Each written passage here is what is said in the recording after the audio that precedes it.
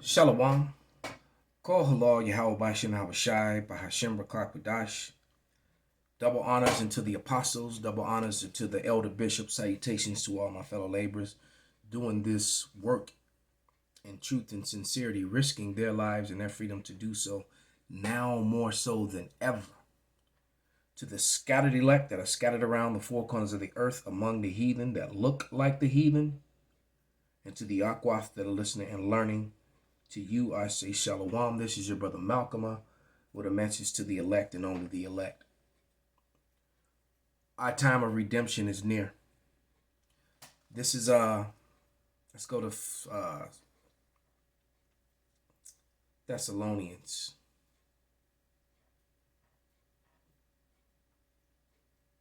Is it First Thessalonians or second? I'm gonna know in a second. Nope, the Second Thessalonians.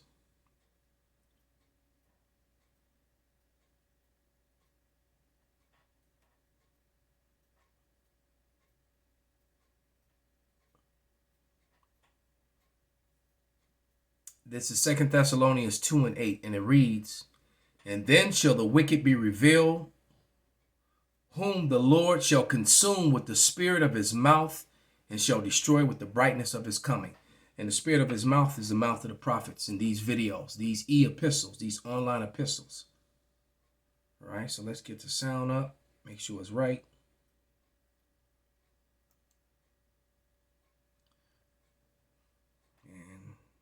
Without any further ado, let's let the Shedemite speak. And they're looking on the screen at WASP. There is no such thing as white people.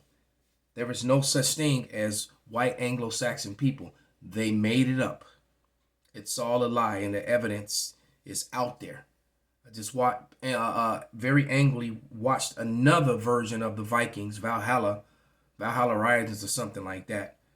And how they can get the clothing right, the weapons right, they can get the jewelry right, the way of life, the false pagan gods that they worship, but they can't get the ethnicity of the actual Vikings right, when all the relics of the time period show you who was the ruling class people. So I'm going to tell you this, and she's going to back it up. Whiteness was made up during the colonial time. She's going to mention it, and it happened to be in 1681 when it was actually written into law. Okay, so you so-called white people who are going to watch and scoff at this video, you're not white. You are not the Vikings. You are not you were not the sons of Ragnar. You are not Ethelred. Okay, you are not the Brits, you are not the Scots, you are not the Irish. You're not even real Europeans. You got forced into the Caucasus Mountains, all right, after the fall of Rome, all right, and you came out of the Caucasus Mountains, and then you got dominion. That was prophecy that you would get dominion, all right. You fulfilled Job 9:24, and with the Renaissance, you begin to whitewash and change history into your favor, change the meaning of words, change scripture and Bible. In the Bible, all to fit your false narrative and your newfound created whiteness and your new created white superiority. Is based in racism. It was a narrative created. Let's take it back. There we go. White culture, if you could even call it culture, is based in racism. It was a narrative created by colonizers, like my Portuguese ancestors, in order to justify what they were doing to other people on the continent of Africa and even here in North America. And the narrative was that we white people were better than all other races. And they did so through Christianity. They took the Bible and different scripture verses, twisted it around in order to fit the narrative of. And that's the same version of Christianity, which is taught to all your ordained pastors and people who go get, like Vocab Malone and T.D. Jakes. What she's talking about, this is the version that they're taught. Colonialism and white supremacy, and also the patriarchy. And the patriarchy is white man in power. White supremacy is white man in power.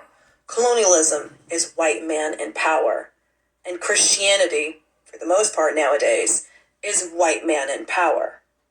There are historical references and proof where the Catholic Church actually said to enslave an African was to save their soul. The kidnapped and enslaved Africans that were here in North America were preached different scripture verses than were actually in the Bible. And that's why they weren't allowed to read. Because if they could read, then they could see that these scripture verses were incorrect and they couldn't be controlled anymore by this white God. Yep, reading was a crime punishable by beating. Reading the Bible was a crime punishable by death during the time of slavery. And what she said is the reason why. And white people, we didn't identify as white until colonialism. In 1681 in Virginia, they created laws because what was happening is that women like her, when they were coming to the Americas, which was actually established by crypto Jews, Morenos and Moors, those were Negroes, all right, until the Edomite man came and took it over. That's a hard pill for some of you to swallow, but you do your research. Took me a while to come to that conclusion too. The 13 colonies were set up by some of our own people. Some of our own people owned slaves and plantations right here in the 13 colonies in America. All right? That's how you got people like Jonathan Northup who ended up getting captured and sold into slavery, because that's what began to happen to many of them. Esau turned on them. All right? Never trust thine enemy. All right? And those Moors and those crypto Jews who came to Americas became what was referred to as Huguenots, were some of the biggest race traders that the world has ever seen. All right, they were. All right, but that whole lie about Africans were selling Africans, just got to throw that in there.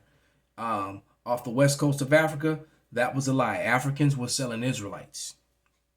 All right, that's what was going on. Africans, a different dark race, was selling Israelites. We identified as Portuguese or Latvian or German or Italian or French. But then colonialism came around, and then all of a sudden we became white and we were superior because we were the chosen race by God. And the reason they became white, they made a new class because, like I said, the women that were coming to the colonies from Europe, the so-called white women that were identified as German or Portuguese or Spanish or French, they were marrying the indigenous men of the Americas and marrying the Negroes. All right. And so, and this angered a lot of the white men. So they did these laws called miscegenation laws, which came about in 1684 in Virginia, or 1664.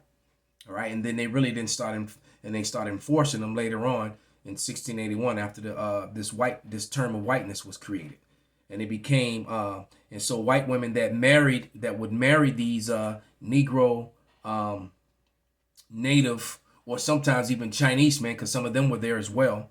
All right, they would, or Moabites to be correct, they would inherit their slavery status, or their indentured servant. The children would be servants until they were 21 years old, or something to that nature. And then these Negro men, these native men, were not allowed to own firearms, to buy land, to have bank accounts, and then most importantly, they were not allowed to bring a white male into court for any reason whatsoever, which allowed the white males to do to them whatever they wanted to. So women out of fear began to be with white men, but when they had the choice, they were not. Kind of like now when you look at professional sports, the majority of the white women that are with these athletes are, when you look at Jake, majority of them have white wives and girlfriends. All right, because when Jake has power and influence, then women flock to them over the so-called white male, and that's just fact. You can see that with your own eyes in most cases. So let's let it continue. And the scripture verses proved it. And we had to go into other people's lands and preach the gospel when really it was all a ruse. It was all an excuse to go in and rape and pillage the land and the people and the cultures. Yep. So when I say that white culture is based in racism, It's based in racism. That's right. Christianity was the Trojan horse of white supremacy and colonialism. And Western Christianity, as we know today, is still based within superiority. Yep. All Christians think because they whitewashed all the images. Because, like I said, when you go and look at all the images of the Bible prior to the 1400s, prior to the Renaissance, all the images are dark with Negro features and afros. All right, different shades of brown. And then all of a sudden, during the Renaissance, all the images became, even the pagan gods became white. Okay? Because I have books and images of Zeus and Hercules and Odin. They were all dark. You know, they even had a video came out showing you the actual first Swede or person, you know, in Denmark. And the dude was dark. They gave him blue eyes, but he had brown skin and woolly hair. So, which that can actually happen, because I saw someone who was very, very dark complected, and then he actually had blue eyes. Okay, and everyone was staring at him because it just, you know, it's just something you don't see all the time. they're better than everybody else. I grew up in it. I'm very familiar with the culture. And it's part of the problem. There's a reason why most of Trump's supporters are Christians. Democrats too. It's because they don't even realize that the conditioning of colonialism and Christianity and the thing is when it comes to Republicans and Democrats, it's simply that the Republicans are still trying to hold on to the white superiority of Christianity in order to stay in power, and the Democrats are trying to eliminate Christianity because it's in the way of their agendas, which actually go outside the Bible. So they're just more open with it. All right, but you got to remember, both the left and the right side of the, you know, the Republican versus Democrat, they're two wings on the same hateful bird. They're not for you Israelites. Just remember that. the patriarchy is so deeply embedded within them and their identity that they don't even see the truth. Christianity is based in superiority, in white superiority, in white culture, which is all based in racism. And lies. They made it up. All right? It was completely made up. All right? So, yeah, TikTok be going hard sometime, man. So, but this is Job 27:15. It says, those that remained of him shall be buried in death, and his widow shall not weep. So these Edomite women more and more are coming against the patriarchy of their men. All right, they're coming against it, and also women are naturally attracted to power, and it just seems to me through observation that the Edomite woman can see that power change coming faster than the so-called Negro Latina woman, because you know you still got out women of the tribes that cleave on to Esau Edom, and Esau Edom is falling literally right before their faces, but they're blinded by all the gifts that they've been given.